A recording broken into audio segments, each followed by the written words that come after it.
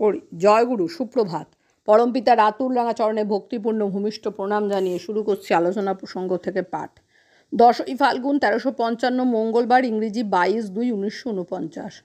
শ্রী ঠাকুর প্রাতে ভাবমুগ্ধ অন্তরে বড়াল বাংলোর উত্তর দিকের বারান্দায় উত্তরাশ্ব হয়ে তক্তপোষে উপবিষ্ট।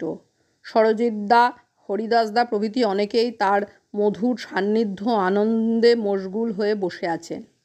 ভুবনেশ্বরী মা আসতেই শ্রী ঠাকুর সোল্লাসে জিজ্ঞেস করলেন, কী রে, কী মাল আনিছিস? ভুবনেশ্বরী মা, আমলকির মিষ্টি আচার। লীলাময় প্রভু বললেন, তা বেশ, এদের হাতে হাতে একটু করে দে তো, এরা খেয়ে দেখুক কেমন হয়েছে। সবাই হাত ধুয়ে হাতে করে আচার নিয়ে খেলেন। শ্রী ঠাকুর জিজ্ঞাসা করলেন, কেমন? সবাই বললেন, খুব ভালো। শ্রী ঠাকুর ভুবনেশ্বরী মাকে বললেন, যা বড় বউয়ের কাছে দিয়ে আয়। ভুবনেশ্বরী মা চলে গেলেন। ডাক্তার কালিদা, মহিমদা প্রভৃতি দয়ালকে প্রণাম করে বসলেন। শ্রী ঠাকুর প্রসঙ্গত বললেন, সাবলিমিটেড কথা বাংলা করা যায় ভূমায়িত। টানটা প্রথম কেন্দ্রায়িত হয়, তারপর তা ভূমায়িত হয়, ব্যাপ্ত হয়, বিস্তার লাভ করে। এমনতর হলেই তা ঠিক হয়, স্বাভাবিক হয়, সত্যিকার হয়। কেন্দ্রটা আবার ভূমায়িত হওয়া চাই। ভূমায়িত কেন্দ্রে কেন্দ্রায়িত না হলে কেন্দ্রায়িত হওয়ার পূর্ণ সার্থকতা লাভ হয় না।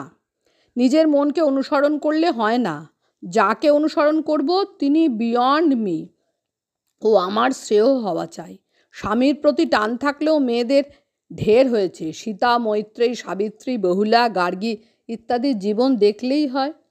প্রফুল্ল, পিতামাতাও সন্তানের গুরুজন, কিন্তু অনেক সময় দেখা যায় পিতামাতা সন্তানের থেকে বেশি প্রবৃত্তি মার্গী।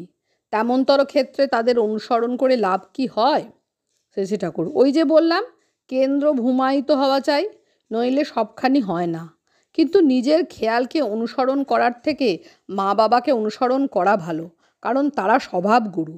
মা বাবার খুশির জন্য নিজের খেয়াল খুশিকে উল্লঙ্ঘন করবে, শক্তি ও অভ্যাসে যদি গজায়, তার একটা বিশেষ মূল্য আছে। কিন্তু শুধু তাতেই চলবে না। পিতামাতা গুরুজনের শ্রদ্ধাভক্তি যাই রাখো না, ইষ্টানুগ না হলে তা আনবে নাকো সম্বর্ধনা।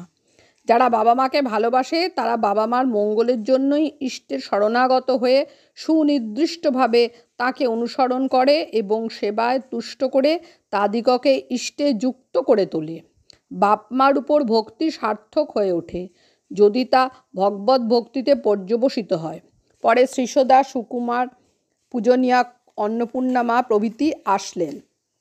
অন্নপূর্ণা মা কথা প্রসঙ্গে বললেন, আমার খুব ইচ্ছা করে নিজেদের মধ্যে পরস্পর মেলামেশা, যাতায়াত, আদান প্রদান খুব থাক।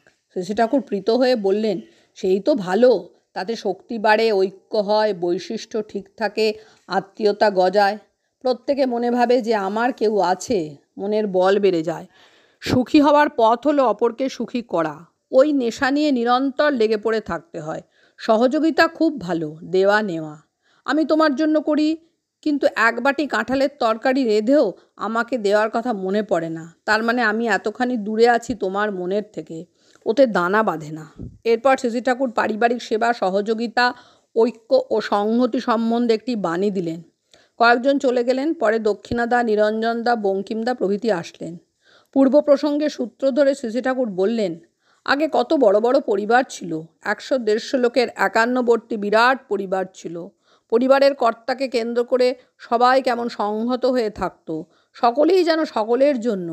কেমন একটা একগাট্টা ভাব, অন্তহীন প্রাণ ঢালা দরদ ও মমতা, পরস্পরের সুখ, শান্তি এবং সংসারের উন্নতির ভাব জন্য সকলের প্রাণের আবেগ করত। পরিবারের কর্তা যার যথা প্রয়োজন যোগান দিতেন, তাতে প্রত্যেকেই তার বৈশিষ্ট্য অনুযায়ী ফুটে উঠতে পারে, সার্থক হতে পারে। একেই বলে ভারতীয় সাম্যবাদ, ইন্ডিয়ান কমিউনিজম। দক্ষিণাদাদের দেশে এই ধরনের একটা পরিবার এখনও বেঁচে আছে শুনেছি। দক্ষিণাদা কালিয়ার স্নেন পরিবারে এমনতরই ছিল, কিন্তু দেশ বিভাগের পরে কি অবস্থা হয়েছে জানি না। শ্রী ঠাকুর, ওই এক সর্বনাশা ব্যাপার হয়েছে।